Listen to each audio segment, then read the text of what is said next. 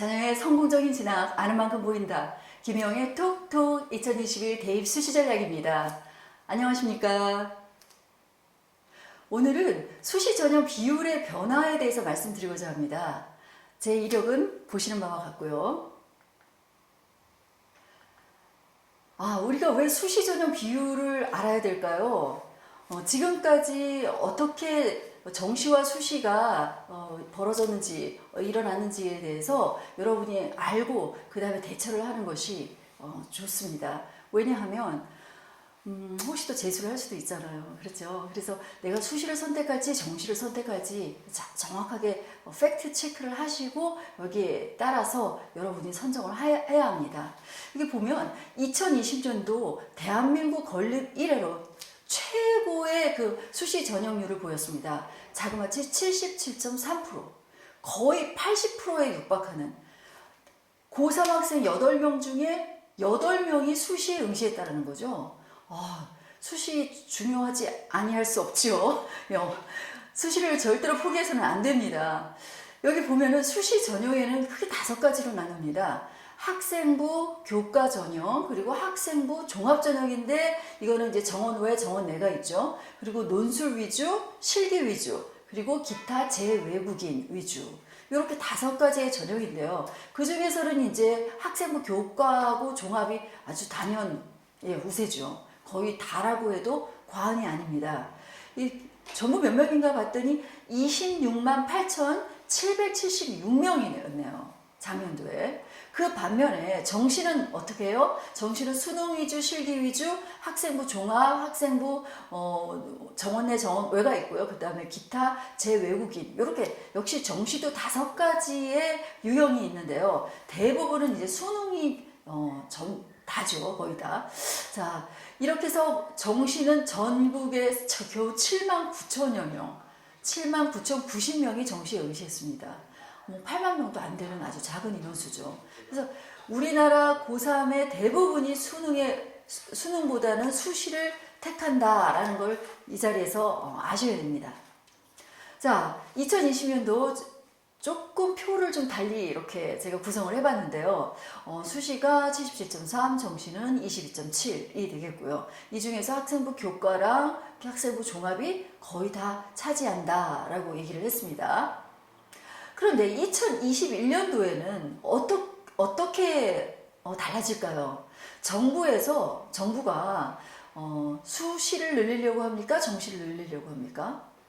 정시 비율을 늘리려고 하죠. 그래서 지금은 아직은 워밍업, 조금 이제 수시 비중이 소폭 감소됩니다. 그래서 2021년도에는 아마 수시 비율이 77%, 정시 비율이 한 23%로 정시가 소폭 상승될 것이다 하고 다들 예상하고 있습니다.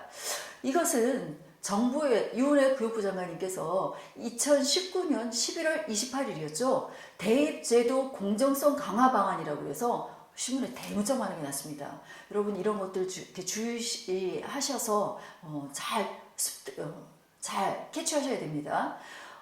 그 내용인즉슨 학종이라는 것은 특권층의 전형이다 라고 얘기를 합니다. 그러니까 아주 부자인 사람, 그리고 고위 공직자인 사람, 권력층 또는 학교하고 관계자들, 이런 특권층의 전형이다. 그리고 또 우리 자소서에 쓰는 것도 다 그 주관적으로 평가하다 보니까 공정성에 문제가 있다라고 해서 정시를 점점 순차적으로 확대해 나가자라는 그런 방안이 바로 대입제도 공정성 강화 방안이었죠.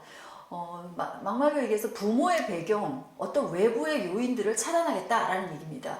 그래서 골자는 대입 전형을 단순화시켜라. 즉 우리 전형이 수시에도 5가지, 정시에도 5가지가 있었잖아요. 이거를 점점점 줄여서 학생부 위주의 전형 하나, 수시하면 학생부, 그리고 수능 위주의 전형 하나, 이렇게 2가지로 그냥 단순화시켜라. 그리고 당장은 아니지만 점차적으로 줄여서 2024년도에는 논술 전형, 특기자 전형을 완전히 폐지해라 라는 것이 골자였습니다.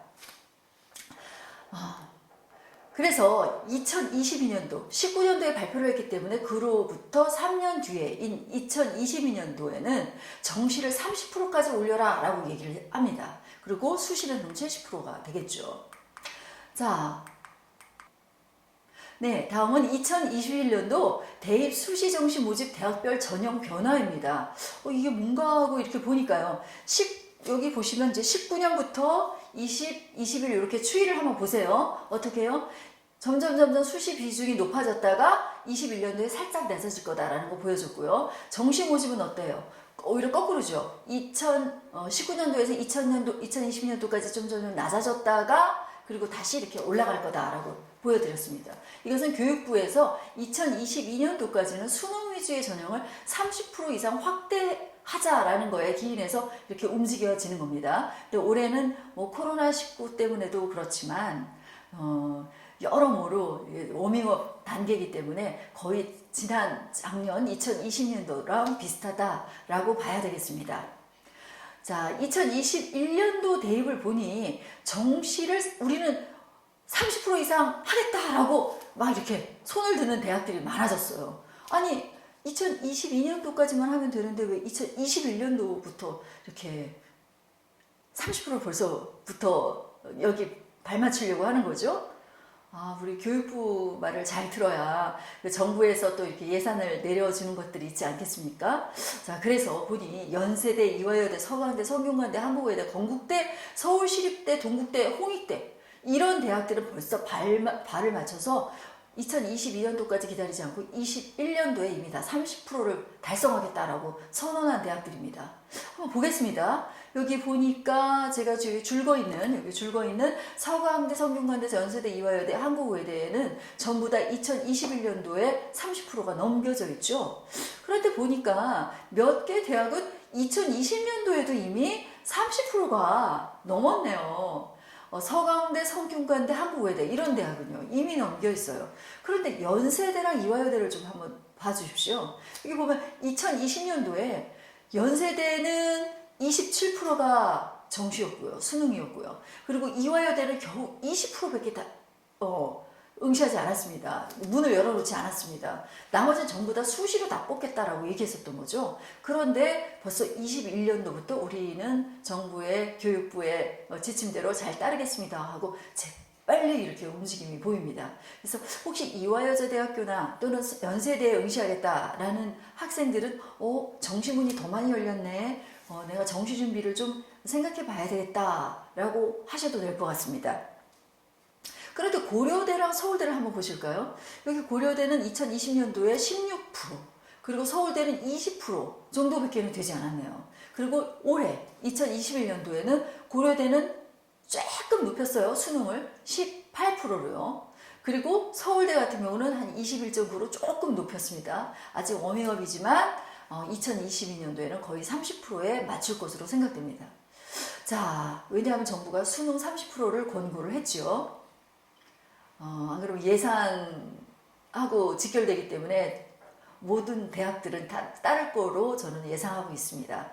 자, 그런데 2024년도 대입에서는 세상에 수능을 40%까지 끌어올려라 하고 정부가 유도를 했습니다.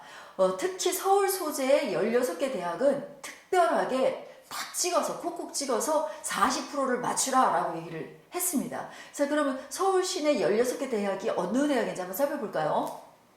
이 모든 것이 다 대입제도 공정성 강화 방안에 기인해서 이렇게 하나하나 워밍업 해가면서 움직여가는 거겠죠. 한번 읽어보도록 하겠습니다. 서울대, 연세대, 고려대, 와, 서울대, 연고대 전부 다 40% 맞추라 라고 했죠. 2024년 현행 중3들이죠. 예. 고려대, 성균관대, 경희대, 서광대, 한양대, 중앙대, 서울시립대, 한국외대, 그리고 숙명여대, 서울여대, 숭실대, 동국대, 광운대 거의 다인 것 같아요. 인서울에 있는 주요 대학들이 2024년에는 정시문이 활짝 열립니다. 수능 40% 아마 현행 지금 중3들은 여기에 발맞춰서 정시 쪽으로 많이 돌리지 않을까, 정시 쪽으로 준비를 하지 않을까 저는 예상하고 있습니다. 자, 지금까지 수능의 그 비율이 19년, 20년, 21년에 걸쳐서 어떻게 변했다? 이렇게 수능은 점점점 내려가서 찍었다가 다시 이렇게 살짝 고개를 든다. 거꾸로 얘기하면 수시는 이렇게 올라갔다가 2020년도에 피크를 찍고 21년도는 살짝 고개를 숙일 것이다 라고 제가 예상을 했고요. 그리고 정부가 대입제도 공정성 강화 방안에 의해서 어떻게 했습니까? 정시 비율을 늘리라. 2022년도까지는 30%를 늘리고요. 2024년도까지는 인서울 대학 중에 16개 대학을 꼭 찍어서 40%까지 늘리라 하고 유도를 했습니다. 자, 우리나라 그 대학 입시 제도 굉장히 아주 지금 드라마틱하게 움직이고 있는데요. 그것뿐만이 아닙니다. 단순 포션뿐만이 아니라 그 내용에 있어서도 많이 또 바뀌고 있죠. 특별히 학교생활기록부, 즉 생기부 또는 학생부라고 불리우는 그 생기부의 내용들, 어떤 항목들을 대입에 반영하고 어떤 항목들은 아예 기재조차 안 하는지, 이런 변화에 대해서도 제가 영상으로 준비하도록 하겠습니다. 여러분 혹시 궁금하신 사항들 있으시면 저에게 언제라도 유튜브 댓글로 달아주시고요. 짤막한 것들은 제가 답변해 드리고, 그렇지 않고 좀 같이 공유했으면 좋겠다 하는 사안들은 또다시 영상으로 제작해서 여러분들하고 공유하도록 하겠습니다. 자, 지금까지 카이스타 언니였습니다. 안녕히 계세요.